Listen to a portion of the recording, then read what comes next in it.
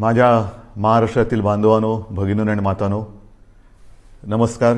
जय महाराष्ट्र. साधारणतः मी एक महिन्यानंतर आपल्याला भेटतोय. गेल्या वेळेला भेटलो होतो तेव्हा मला वाटतं दुसऱ्या दिवशी 1 मे होता, म्हणजे आपला महाराष्ट्र दिन होता. आणि तिथपासून आजपर्यंत साधारणतः मे महिना आता संपला. 1 महिना झालेला आहे. 1 महिन्यामध्ये नेमके आपण कुठे आहोत, आपण काय केलेलं आहे, पुढे काय करायला पाहिजे, ही संपूर्ण माहिती देणं मला असं वाटतं हे माझं कर्तव्य आहे. आणि नाहीतरी आपलं नातं आता एक वेगळं निर्माण झालेलंच आहे. पहिलं प्रथम मी आपल्याला सर्वांना खरोखर मनापासून धन्यवाद देतो आहे. कारण वर्ष दीड वर्ष अत्यंत अवघड असलेली गोष्ट आपण जिद्दीने आणि निश्चयाने पाळत आहात, ती म्हणजे स्वतःवरती काही बंधनं. आणि त्या बंधनाचा परिणाम आपल्याला अनुभवायला येतो आहे. पुढे काही बोलण्याच्या आधी नक्कीच एक 8-10 दिवसापूर्वी जे एक वादळ, आता ही वादळाची नावं कोण ठेवतं, कसं ठेवतं, काही वेळेला त्याचे उच्चार कसे करायचे, हा सुद्धा एक मोठा प्रश्न असतो. पण ते वादळ हे आपल्या किनारपट्टीला स्पर्श करून गेलं. असं म्हटलं जातं की गेल्या काही दशकातलं सगळ्यात भीषण असं ते चक्रीवादळ होतं. आपण त्या मानाने सुदैवी ठरलो की आपल्याला ते स्पर्शून गेलं. पण गुजरातला मात्र पूर्ण ताकदीनिशी ते धडकलं. गेल्या वर्षी आपल्याला आठवतंय निसर्ग चक्रीवादळ आलं होतं, ते तर आपल्या रायगडमध्येच धडकलं होतं. ही आता एक नवीन दुष्टचक्र किंबहुना दुष्ट चक्रीवादळं अशी दरवर्षी आढळायला लागलेली आहेत. किंवा कुठे आदळतील, काय काय विध्वंस करतील, सांगता येत नाही. आणि तो करत असताना मग आपली एक नाही म्हटलं तरी तारंबळ उडते. एक तर करोनाचं संकट, त्याच्यामध्ये हे वादळ, फार पंचायत असते. त्या संपूर्ण किनारपट्टीतल्या काही धोकादायक वस्त्या असतात त्यातील लोकांना हलवणं, बरं ते हलवताना कोविडचे नियम पाळणं, या सगळ्या फार गोष्टी विचित्र असतात. आणि त्याही परिस्थितीमध्ये आपल्या प्रशासनाने फार चांगलं काम केलेलं आहे. जनतेनेही चांगलं सहकार्य केलं आणि म्हणून आपण थोडक्यात निभावलो असं मी म्हणतो. आता प्रश्न येतो की हे वादळ आपल्याला स्पर्शून जरी गेलं तरी त्यांनी द्यायचा तो फटका दिलेलाच आहे. मी रत्नागिरी सिंधुदुर्गला जाऊन आलो. हो, मी धावता दौरा केला. कारण मी तिथे गेल्यानंतर एकतर हे वादळ येण्याच्या आधीपासून साधारणतः मिनटाला माहिती तर मी घेतच होतो. वादळ धडकल्यानंतर सुद्धा ते किती प्रमाणात कुठे काय काय धडकलं, म्हणजे त्याचा जोर जेव्हा आपल्याकडे स्पर्शून जाताना होता, वाऱ्याचा वेग किती आहे, काय किती आहे, हे सगळं मी पूर्ण लक्ष ठेवून होतोच. आणि मग तिथे जाऊन बघितल्यानंतर नुकसान किती झाले ह्याची कल्पना आली. घरावरती झाडं पडलेली आहेत, म्हणजे पडली होती. त्याच्यानंतर काही ठिकाणी वीज पुरवठा खंडित झाला होता. मग आता नुकसान भरपाईची एक गरज असते. ती नुकसान भरपाईची सुद्धा आपण घोषणा केलेली आहे. आणि घोषणा नुसती नाही तर प्रत्यक्ष द्यायला आता ती सुरुवातसुद्धा होणार आहे. महत्त्वाचा मुद्दा असतो ह्याच्यामध्ये तो निकषांचा. मधल्या काळामध्ये माननीय पंतप्रधानांसमवेत जी एक बैठक झाली होती, त्या बैठकीत मी सांगितलं होतं की अशा या आपत्त्या येतात, आपत्ती मागून आपत्ती कधीतरी येते, पण कधी अशी आपत्ती आली, हे चक्रीवादळ आलं, मग पूर येतो, अतिवृष्टी होते, दुष्काळ असतो, तेव्हा केंद्राचे काही निकष आहेत, ज्याला NDRF आणि SDRFच्या निकषाप्रमाणे मदत हे एक परिमाण मानलं जातं. मी त्याही वेळेला विनंती केली होती आणि आता पुन्हा करतोय की ते जे परिमाण आहे, निकष आहेत, ते आता बदलायला पाहिजेत. कारण आता ते थोडे अपुरे पडायला लागलेले आहेत. आता ते निकष काही जरी असले तरी आपण मात्र याही वेळेला कोकणवासियांना आणि जे कोणी त्याच्यामध्ये, म्हणजे अगदी पालघरपासून जिथे जिथे हे नुकसान ज्यांचं झालेलं आहे, त्यांना गेल्या वेळेला वादळात जे निकष लावले ते निसर्ग वादळाचे निकष, त्याच्याप्रमाणेच आपण मदत जाहीर केलेली आहे आणि तशीच ती मदत त्यांना आपण देऊ. हा झाला मुद्दा संकट आल्यानंतर करण्याच्या मदतीचा.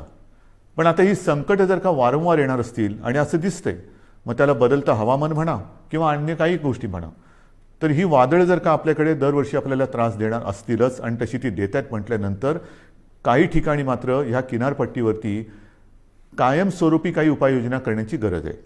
मग ही कायमस्वरूपी उपाययोजनामध्ये काय काय येतं, तर धूप प्रतिबंधक बंधारे आहेत की जेणेकरून लाटा आदळणार नाहीत.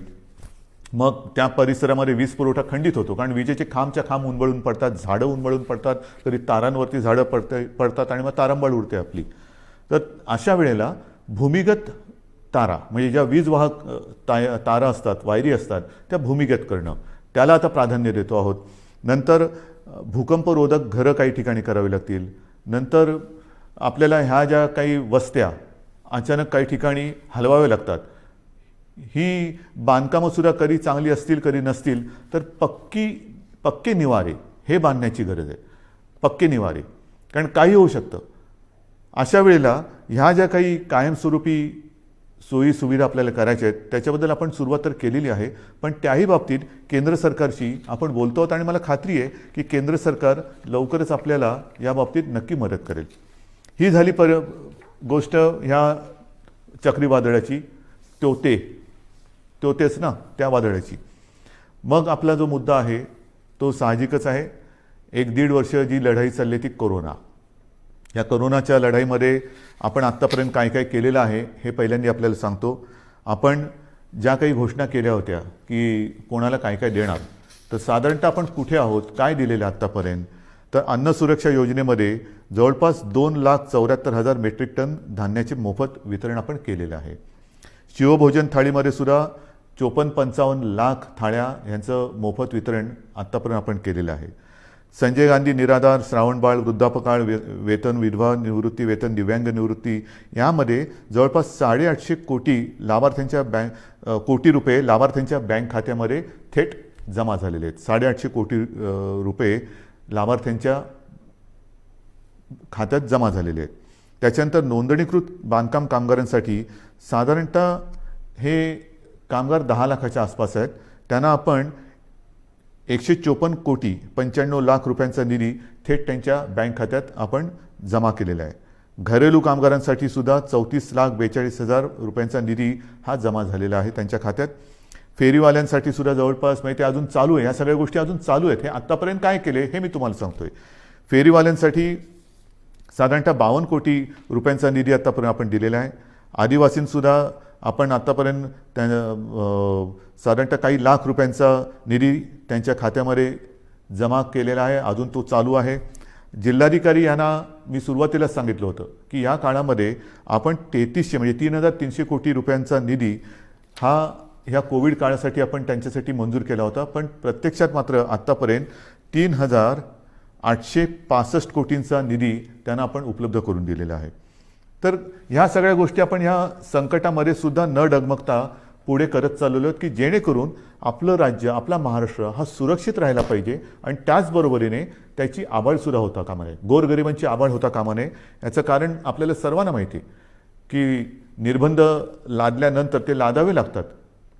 फार त्याच्यासारखं वाईट काम असेल कोणतं असं मला वाटत नाही की लोकांवरती, जनतेवरती, आपल्या स्वतःच्या जनतेवरती निर्बंध लादणं. जी जनता आपल्यावरती प्रेम करते आहे, जी जनता आपल्याला आपलं मानते आहे, आपल्या घरातील एक मानते आहे, त्यांच्यावरती बंधनं लादणं यासारखं दुसरं कोणतेही कटू काम कोणाला करावं लागत असेल असं मला वाटत नाही.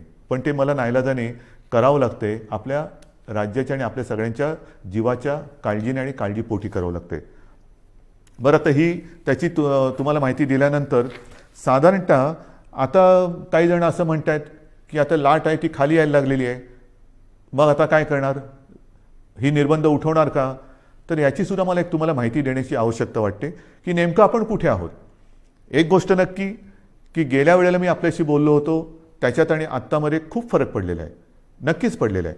म्हणजे जर आपण पाहिलं तर आत्ता साधारणतः आजची म्हणजे 30 मे आजची जी परिस्थिती आहे त्याच्यात आपल्याकडे आज 18,000च्या आसपास रुग्णसंख्या आहे सापडलेली. मात्र अजूनही जी रुग्णसंख्या आहे ती एक 2-5 दिवसापूर्वीचा जर का आकडा पाहिला तर गेल्या लाटेमध्ये जी एक सर्वोच्च ज्याला आपण पीक म्हणतो ती जी संख्या होती तिच्या बरोबरीत आहे, आता थोडीशी कमी होते. आणि आपल्याला कल्पना आहे की त्यावेळेला जे शिखर आपण गाठलं होतं ते सणासुदीच्या नंतर गाठलं होतं. ह्यावेळेचं शिखर हे सणासुदीच्या आधी आलेलं आहे. म्हणजे सर्वोच्च म्हणजे जो उच्चांक आहे त्याचीसुद्धा तुम्हाला एक तुलनात्मक मी हे सांगणारच आहे.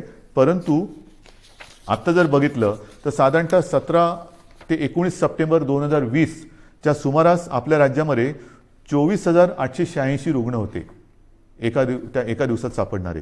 आता 26 मेची जर का आकडेवारी पाहिली तर त्या 26 मेला म्हणजे 4 दिवसापूर्वी साधारणतः 24,752 एवढे रुग्ण आपल्याला आत्ता 4 दिवसापूर्वी आढळलेले आहेत. हे 4 दिवसापूर्वीची गोष्ट आहे. आज साधारणतः ती 18,000पर्यंत आलेली आहे. अजून आता नवीन व्यवस्थित आकडे येतील.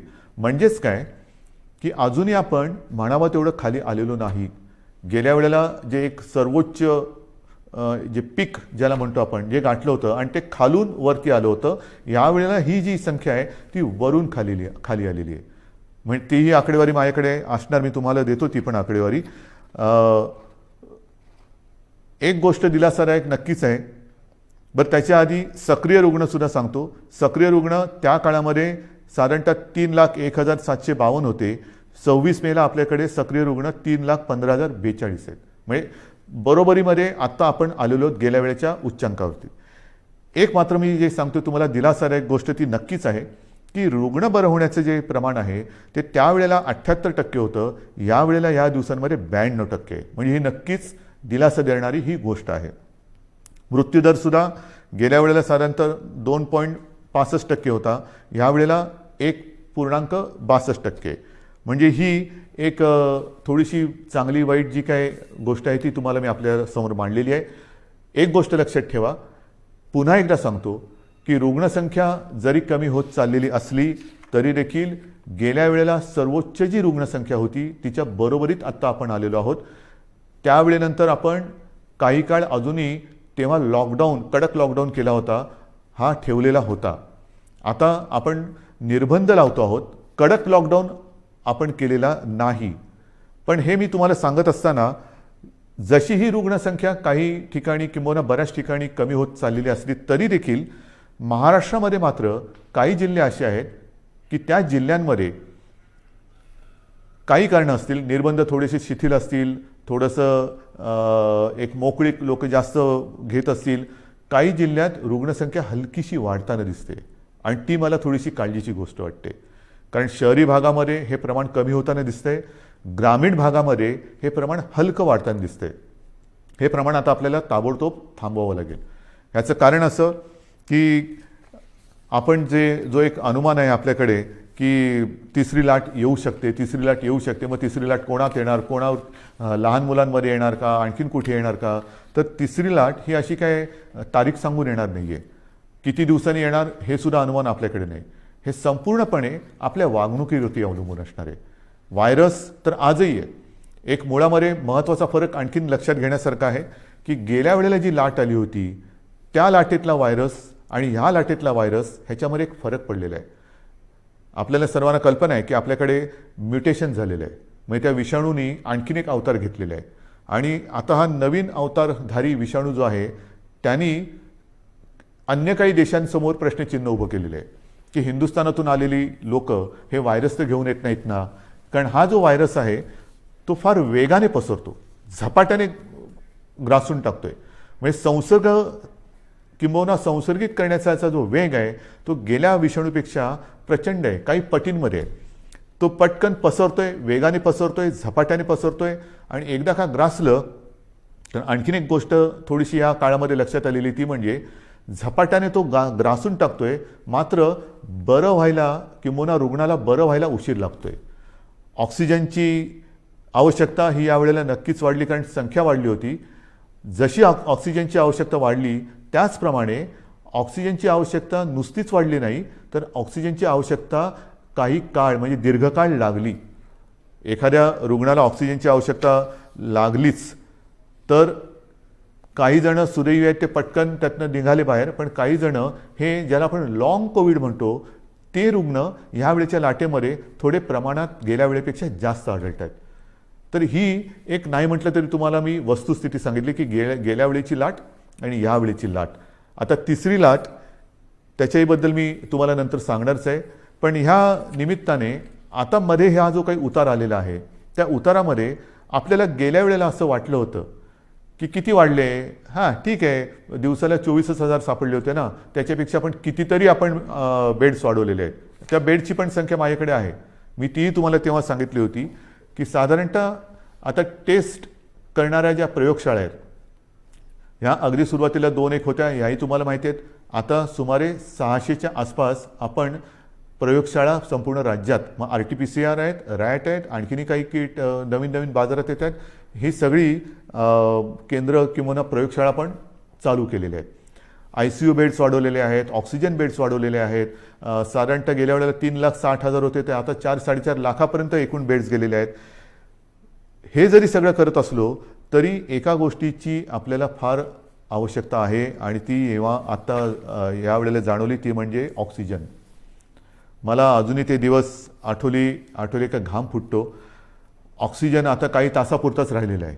ऑक्सिजन केवळ आज रात्रीपुरताच राहिलेला आहे.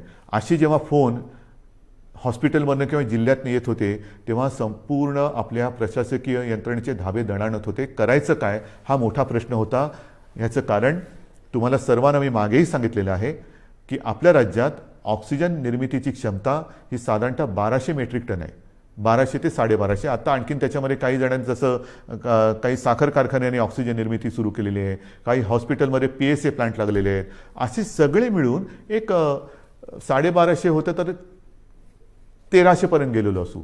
पण प्रत्यक्ष आपल्याला यावेळेला ऑक्सिजनची आवश्यकता लागली ती 1700 मेट्रिक टन दर दिवसाला.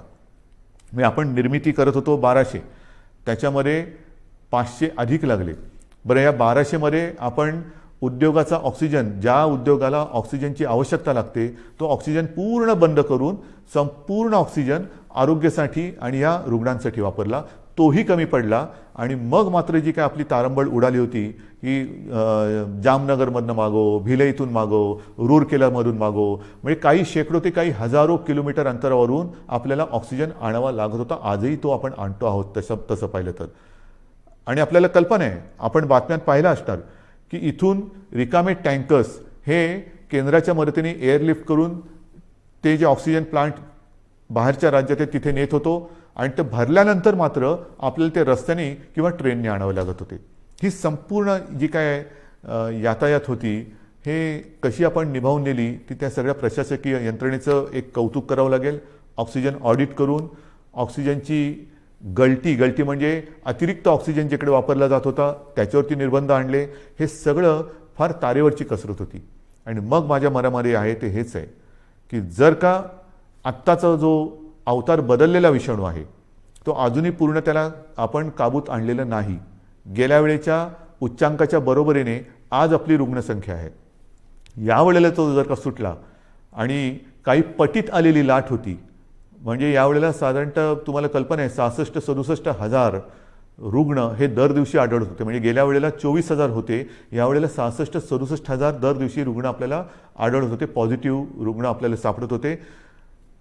हा आता विषाणू जर का सुटला आणि पुन्हा तशा ह्याच्यात तिसरी लाट आली तर बाकी सगळं बेड्स वगैरे आपण वाढू, डॉक्टरची कमतरता ही तशीच असणार आहे. ऑक्सिजनची कमतरता पडली तर मग मात्र आपल्याला फार कठीण जाणार आहे. त्याच्यामुळे ह्या काही गोष्टी ह्या आपल्याला लक्षात घेऊन पुढची पावलं ही खूप सावधतेने टाकावी लागणार आहेत.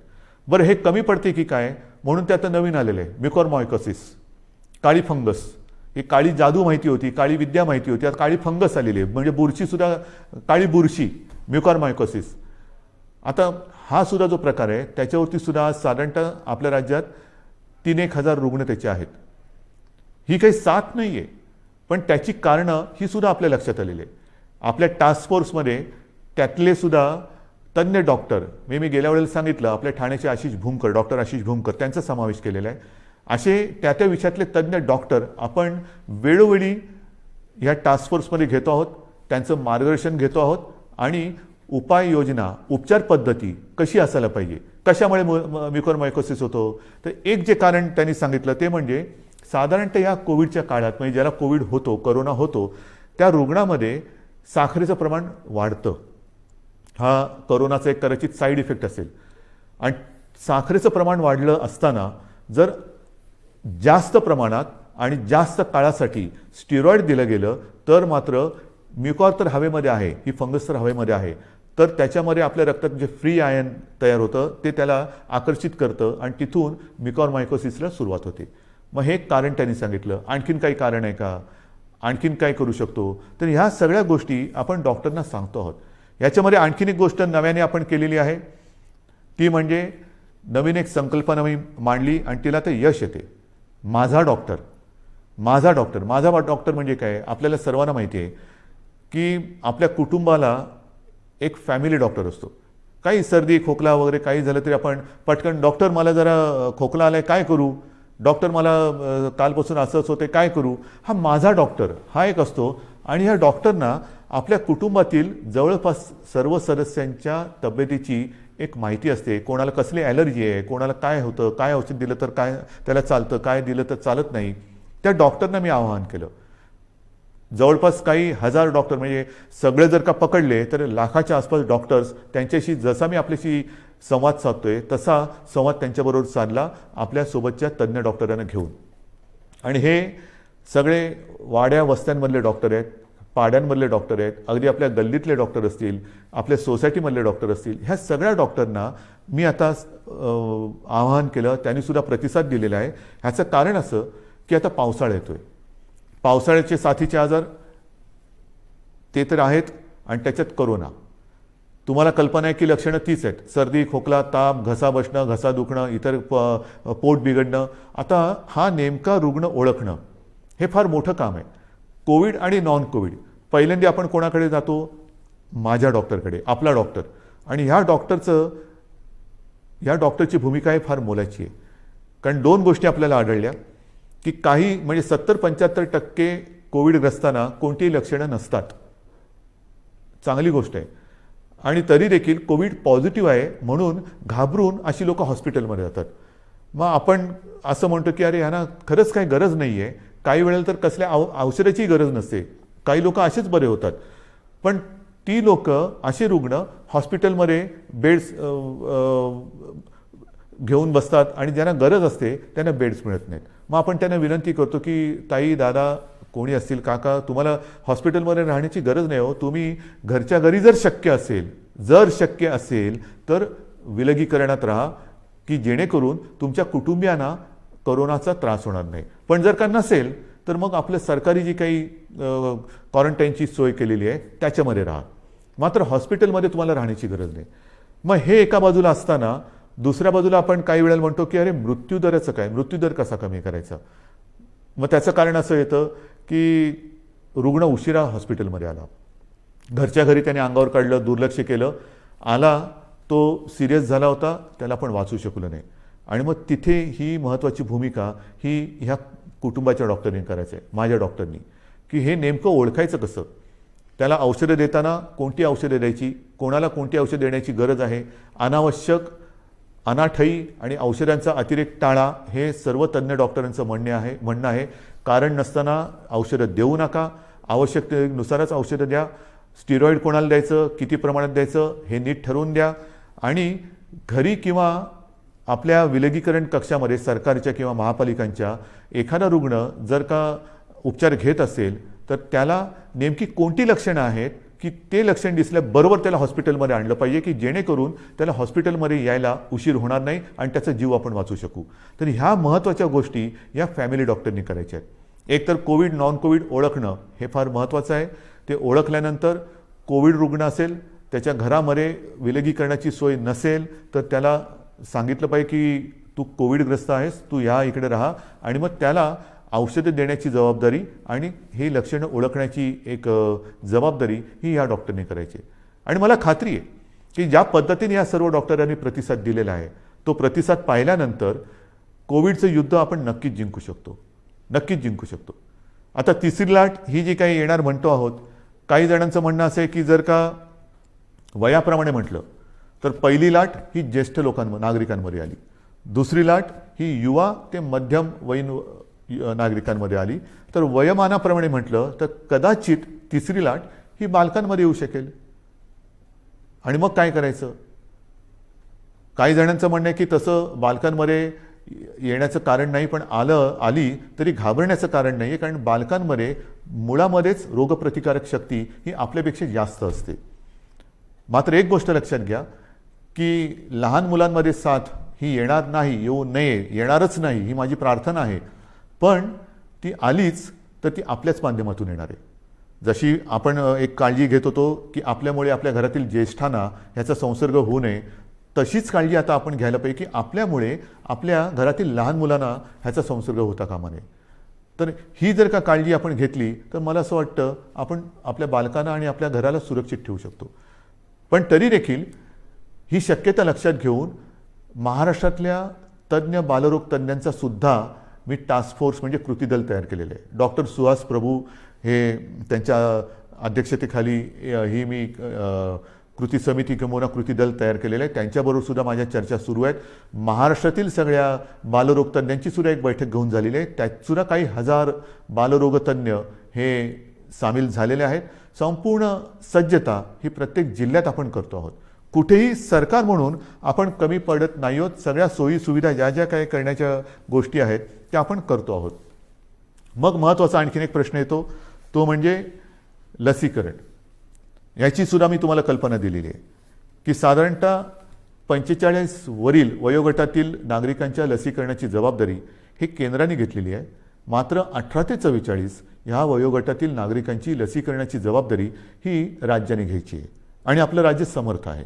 मी पुन्हा एकदा सांगतो, साधारणतः 18 ते 44 वयोगटातील 6 कोटी नागरिक आपल्या राज्यामध्ये आहेत आणि त्या प्रत्येकाला 2 डोस हे जे द्यावे लागणार आहेत, 2 डोस म्हटलं तर 12 कोटी डोस लसीचे घेण्याची एक रकमी एका चेकनी आपली तयारी आहे.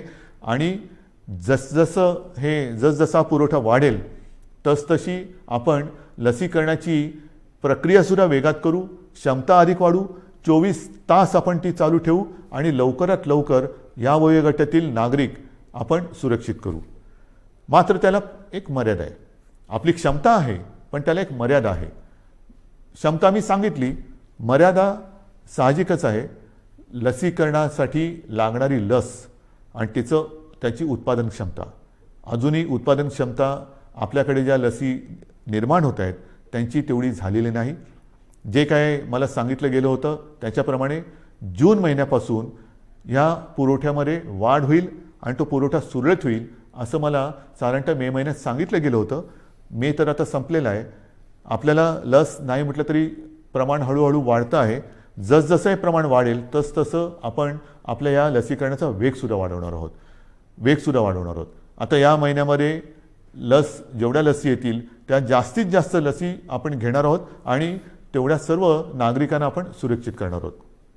आजपर्यंत साधारणतः 2 कोटीच्या वर म्हणजे 2.25 कोटी नागरिकांचं आपण लसीकरण केलेलं आहे. म्हणजे 12 कोटी जनतेत साधारणतः 2.25 कोटी नागरिकांना आपण लसीकरण केलेलं आहे.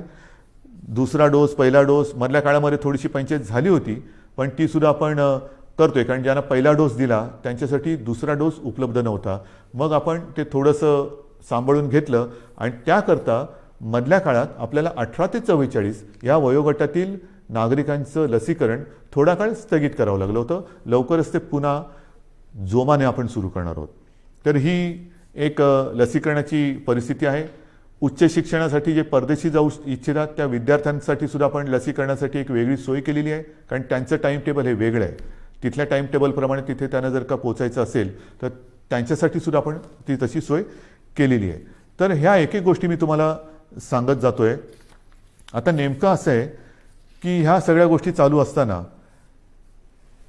विषय येतो तो आपला शिक्षणाचा, कारण शिक्षण हा सुद्धा एक महत्त्वाचा घटक आहे. याही बाबतीत आपल्याला कल्पना आहे की 10वीच्या परीक्षांच्या बाबतीत आपण निर्णय घेतलेला आहे की यावर्षी 10वीच्या परीक्षा न घेता त्याच्यासाठी सुद्धा आपण एक मूल्यांकन करून 10वीच्या विद्यार्थ्यांना आपण त्याप्रमाणे पास करणार आहोत. 10वीचा तर निर्णय घेतला, 12वीचं काय करणार?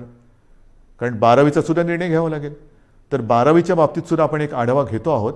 त्याच्या बाबतीत सुद्धा एक पद्धत काय ठरवता येईल ती सुद्धा आपण ठरवून लवकरात लवकर हाही निर्णय आपण घेणार आहोत. पण मला एक गोष्ट अशी वाटते की जशी 12वीची परीक्षा आहे की ज्या 12वीच्या परीक्षेवरती पुढचं शिक्षण अवलंबून असतं, मग नीटची परीक्षा असेल, इंजिनिअरिंगची असेल, आणखीन कसली असेल, इतर राज्यात जाऊन शिकण्याची वेळ येते. तर त्याकरता थोडं एक केंद्राने सुद्धा धोरण ठरवायला पाहिजे. ही परिस्थिती संपूर्ण देश नव्हे जग ग्रासून टाकणारी ही परिस्थिती आहे. 100 वर्षापूर्वी अशी परिस्थिती आली होती आणि त्याच्यानंतर ही परिस्थिती जिला आपण तोंड देत आहोत. तर ज्या परीक्षांचं महत्त्व इतर पुढच्या आयुष्यावरती परिणाम करणारं आहे, भवितव्य त्याच्यावरती अवलंबून आहे.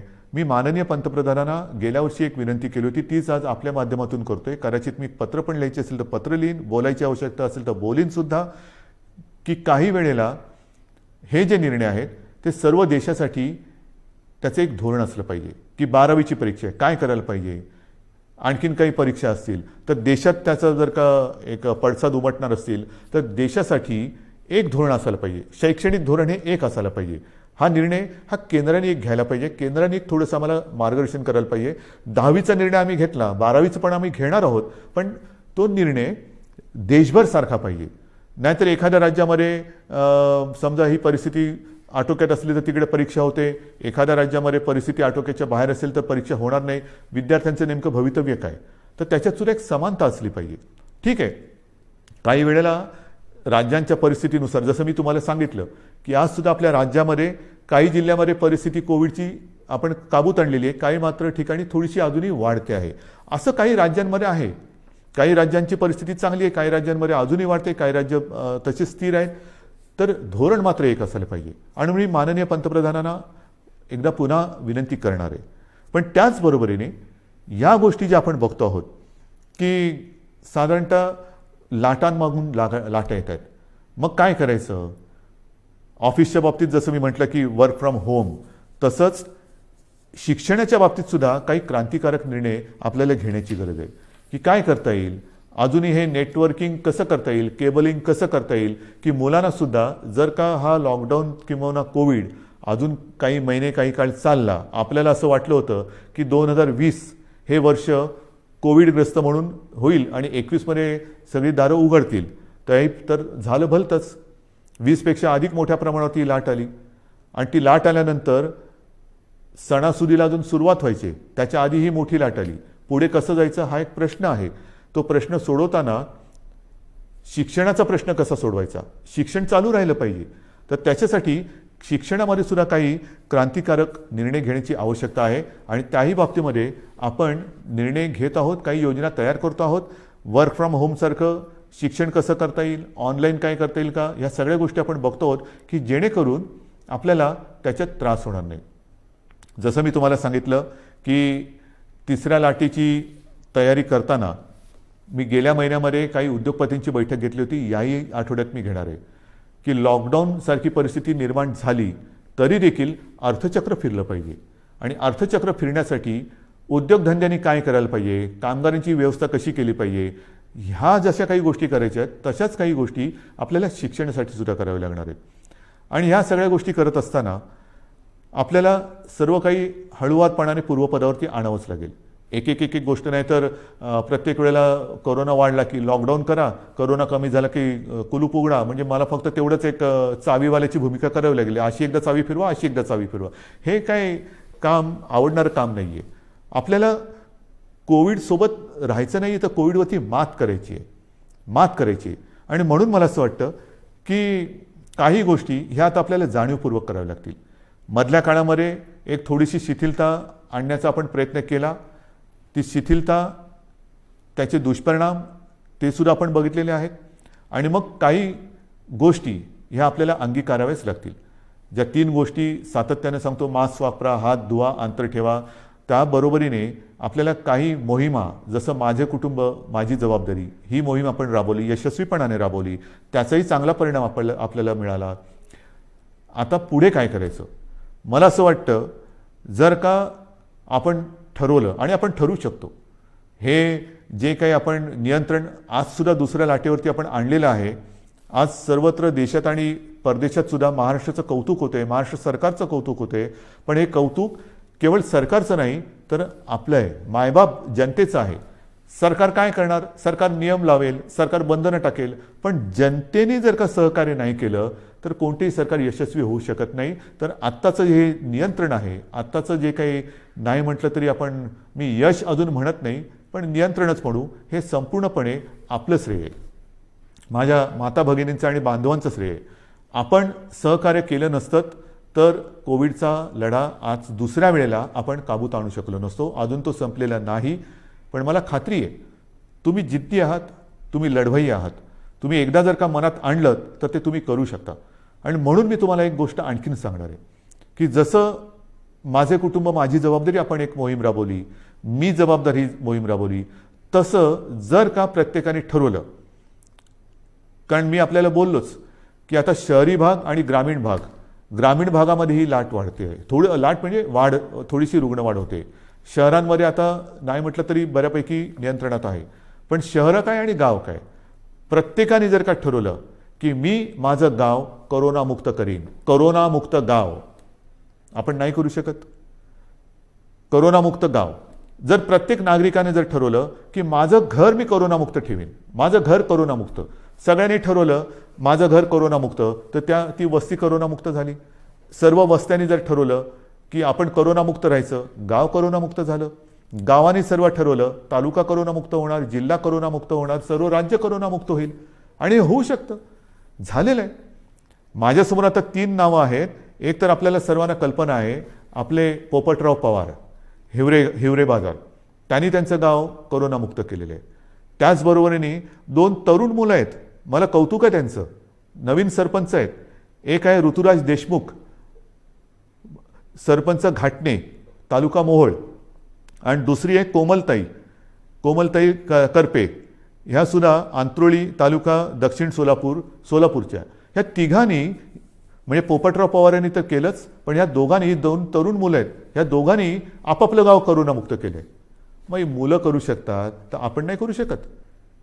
आजपासून आपण निश्चय केला पाहिजे की गाव कोरोनामुक्त करायचं, कोरोनाला थारा द्यायचा नाही. संपूर्ण सरकारी यंत्रणाही तुमच्यासोबत आहे. ज्या ज्या काही गोष्टी केल्या मी या तिघांशी बोलणार आहे, पोपटरावांशी बोलणार आहे, ऋतुराजशी बोलणार आहे आणि कोमलताईशी सुद्धा बोलणार आहे की काय नेमकं तुम्ही केलं. आणि जर शक्य असेल तर मी एकदा जसं मी आज तुमच्याशी बोलतोय फेसबुकवरनं, तसं या तिघांनाही तुमच्याशी बोलायला लावणार आहे. मी आपल्या राज्यातल्या सर्व सरपंचांना सांगतोय की या 2 सरपंचांनी जर त्यांचं गाव कोरोनामुक्त करू शकले तर आपण आपलं गाव का नाही कोरोनामुक्त करू शकत. आणि हा निश्चय जोपर्यंत आपण करत नाही तोपर्यंत ही नुसती उघडझाप जशी ती गेलेली ट्यूबलाईट कधी उघडझाप कधी पेटते, कधी बंद होते, कधी पेटते, ही अशा ट्यूबलाईटसारखं नको. आपल्याला लख्ख प्रकाश टाकायचं आहे. जे काही करायचं ते लख्ख प्रकाशात करायचं. तर आपल्याला कोरोनामुक्त गाव ही मोहीम आजपासून आता राबवायची.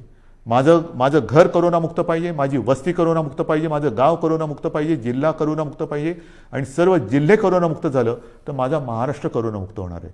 आणि मग महाराष्ट्राचं उदाहरण इतर राज्यांनी घेतलं तर देश कोरोनामुक्त होणार आहे.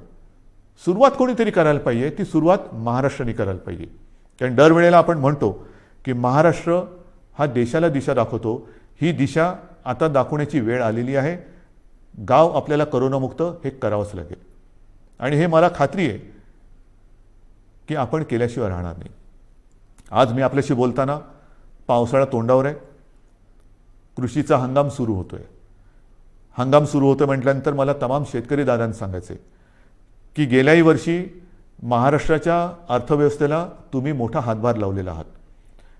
शेती आणि शेतीविषयक सगळे व्यवहार हे आपण थांबू दिले नव्हते, याही वेळेला थांबू देणार नाही आहोत. मग तुमचे बियाण्यांची दुकानं असतील, खतापाण्याची दुकानं असतील, इतर अवजारांची दुकानं असतील, तीसुद्धा आपण, इतर काही दुकानं आपल्याला बंद ठेवावी लागली तरी ही दुकानं आपण बंद ठेवणार नाही आहोत. मात्र त्याला थोडंसं एक वेळेचं बंधन ठेवावं लागणार आहे. पण हे करताना कृपा करून गर्दी होऊ देऊ नका. एकतर स्वतः तोंडाला मास्क लावा. ह्या हंगामामध्ये मग नांगरणी असेल, पेरणी असेल, अमुक असेल, तमुक असेल, मग उद्या कापणी होईल, अमुक होईल, मग शेतमजूर इकडे तिकडे यायला जायला लागतील. पण ही सगळी जी वर्दळ आहे ती वर्दळ करताना कोरोनाविषयक ज्या काही नियमावली आहेत त्या कृपा करून पाळा. कारण आपण केवळ राज्याचेच नव्हे तर देशाचे अन्नदाते आहेत. आणि अन्नदात्याचं जर का आरोग्य बिघडलं तर देशाचं आरोग्य बिघडलं. आपण अन्नदाते आहात, आपण सुरक्षित राहा. आपल्याला संपूर्ण सहकार्य सरकार करतं आहे, सरकार करेल. आपल्या कृषीविषयक ज्या काही गोष्टी असतील त्याच्यावरती कोणतीही बंधनं आपण टाकत नाही आहोत. ते सगळे व्यवहार, सगळ्या गोष्टी ह्या व्यवस्थित चालू राहतील. फक्त एकच अट आहे, कृपा करून ही बंधनं पाळा आणि गर्दी होऊ देऊ नका. शेवटी मी एकच सांगेन की ही दुसरी लाट ही अपेक्षेपेक्षा फार मोठी होती. या दुसऱ्या लाटेमध्ये अनेक जणांनी आपले आप्तस्वकीय गमावलेले आहेत, कुटुंबीय गमावलेले आहेत, अगदी मित्र परिवारातले काही मित्र गमावलेले आहेत. यामध्ये काही बालकं ही अनाथ झालेली आहेत, काही पालकांनी आपली बालकं गमावलेली आहेत. फार विचित्र आहे, ही साथ फार विचित्र आहे. आणि ही साथ एवढी वाईट आहे की हा म्हणता ओळखी पाळखीची माणसं ही आपल्याला सोडून गेलेली आहेत. यापुढे मात्र असं होऊ देता कामा नये. जी बालकं दुर्दैवाने अनाथ झालेली आहेत त्या बालकांसाठी केंद्र सरकारने एक योजना जाहीर केलेली आहेच, पण तरी देखील आपलं राज्य सरकारसुद्धा एक योजना करते. कोणत्याही परिस्थितीत दुर्दैवाने ह्या बालकांचे पालक जरी त्यांनी गमावलेले असतील तरी त्यांचं पालकत्व हे सरकार घेईल. त्यांची आयुष्यातील वाटचाल ही मात्र आम्ही पोरकी होऊ देणार नाही, अनाथ होऊ देणार नाही. ह्या अनाथ बालकांना जिथे जिथे शक्य असेल तिथे तिथे सर्व पावलोपावली परोपदी सरकार समर्थपणाने त्यांना साथ देईल. शिक्षण असेल, इतर काही असेल, राहण्याची गोष्ट असेल, काही असेल, ही योजना आम्ही आता तयार करतो आहोत आणि ती योजनासुद्धा आपण लवकरच जाहीर करून त्याची अंमलबजावणी करू. बांधवांनो, भगिनींनो आणि मातांनो, दुसऱ्या लाटेवरती आपण नियंत्रण आणतो आहोत. मात्र हे नियंत्रण आणत असताना काही जण कदाचित कुरबुर करतील, कारण अजून नाईलाजाने आपल्याला हे निर्बंध पुढचे 15 दिवस वाढवावे लागत आहेत. हे वाढवल्यानंतर म्हणजे 15 जूनपर्यंत हे वाढवावे लागतच आहेत. नुसते निर्बंध वाढवत नाही आहोत, तर आता आपण जिल्ह्यानुसार आढावा घेऊन काही जिल्ह्यात हे निर्बंध कदाचित कडक करावे लागतील, काही जिल्ह्यात कदाचित हे निर्बंध थोडेफार आपण शिथिल करू शकू. पण या शिथिलतेचा अर्थ सर्व काही संकट गेले असं समजू नका. गेल्या वेळेला पहिल्या आणि दुसऱ्या लाटेच्या मधला जो काळ होता त्याच्यामध्ये मोर्चे, समारंभ, इतर काही गोष्टी, लग्नसराई हे आपण फार मोठ्या प्रमाणावरती नाही म्हटलं तरी झालं. ग्रामपंचायतीच्या निवडणुका झाल्या आणि नंतर मात्र ती दुसरी लाट अपेक्षेपेक्षा काही पटीत जास्त आली. आता हळूहळू काही लोक तयार सुरू होतील की हे उघडा ते उघडा, अमुक नाही केलं तर आम्ही रस्त्यावरती उतरू, मग आम्ही करोना काय बघणार नाही, हे उघडलं नाही तर आम्ही तसं करू. त्यांना मी सांगतोय, कृपा करून तुम्ही ह्या गोष्टी अशा करू नका. मला पूर्णपणे माहिती आहे की हे संकट फार विचित्र आहे, पण नुसतं हे संकट आता कमी झाले म्हणून घाईगर्दीने रस्त्यावरती उतरू नका. कारण जर का रस्त्यावरती उतरणार असाल तर मी म्हणेन कोरोना योद्धे म्हणून उतरा, कोरोना दूत म्हणून उतरू नका. जरा सरकारला तुम्ही जर का असं सांगणार असाल की अमुक नाही केलं तर आम्ही रस्त्यावरती उतरू, तर मला नम्रपणाने सांगायचं आहे की कोरोनाची साथ हा सरकारी कार्यक्रम नाही, ही सरकारी योजना नाही. कोरोनाची साथ ही सरकारी योजना नाही की जिच्या विरोधासाठी तुम्ही रस्त्यावरती उतरावं. तर तो जर का आपला गैरसमज असेल तर तो कृपा करून आपल्या मनातून काढून टाका. तो जर का आपला संभ्रम असेल तर मनातून काढून टाका. दुर्दैवाने आपल्या आजूबाजूला बघा, ज्या घरामध्ये काही बालकं अनाथ झालेत, काही पालकांची मुलं गेलेली आहेत, हे निर्बंध तर आपण उठवणार आहोतच, पण निर्बंध उठवल्यानंतर सुद्धा घरातील कर्ता गमावलेला आहे त्या कुटुंबाकडे सुद्धा आपल्याला लक्ष द्यावं लागणार आहे. तर हे रस्त्यावरती उतरणं म्हणजेच तिसऱ्या लाटेला आमंत्रण देणं आहे. तर त्या तिसऱ्या लाटेचे आमंत्रक आपण होऊ नका. तिसऱ्या लाटेचे निमंत्रक आपण होऊ नका. कारण माझ्यासमोर संपूर्ण महाराष्ट्रातल्या जनतेच्या जीवनाचा प्रश्न आहे, आयुष्याचा प्रश्न आहे. मी पुन्हा एकदा सांगतो, हे निर्बंध लादणं यासारखं कटू काम दुसरं कोणतं असूच शकत नाही. पण मात्र हे आपल्या आरोग्य व्यवस्थेचं प्रमाण बघून आपल्याला या गोष्टी कराव्या लागतात. अजूनही ऑक्सिजनची व्यवस्था आपण वाढवतोय. मिशन ऑक्सिजन हा एक कार्यक्रम घेतला आहे, जरूर घेतला आहे. काही ठिकाणी आपण प्लांट्स लावायला सुरुवात केलेली आहे, पण छोटे, मध्यम आणि मोठे असे प्लांट लावायला साधारणतः 3 महिने ते 18 महिन्यापर्यंत हा कालावधी लागू शकतो आहे. तो लक्षात घेता आपल्याला फार हळुवारपणाने एक एक गोष्टी या उघडत जाव्या लागणार आहेत. आणि म्हणून आजपर्यंत आपण जसं सहकार्य केलं तसंच सहकार्य साहजिकच आहे. हे आपल्यासाठी, आपल्या प्रियजनांसाठी, आपल्या मित्रपरिवारासाठी, आप्तसोक्यांसाठी हे मला अपेक्षित आहे. मी अधिक नुसतं निर्बंध लादायचे म्हणून लादणाऱ्यातला नाही, हे पुन्हा एकदा नम्रपणाने सांगतो. मात्र काही वेळेला हा बदललेला विषाणूचा अवतार बघून आपल्याला फार हळुवारपणाने हे निर्बंध उघडावे लागतील. विशेष म्हणजे तिसरी लाट जर का काही तज्ज्ञांच्या मते मुलांमध्ये येणार असेल तर पुन्हा हा काळ शाळा सुरू होण्याचा आहे.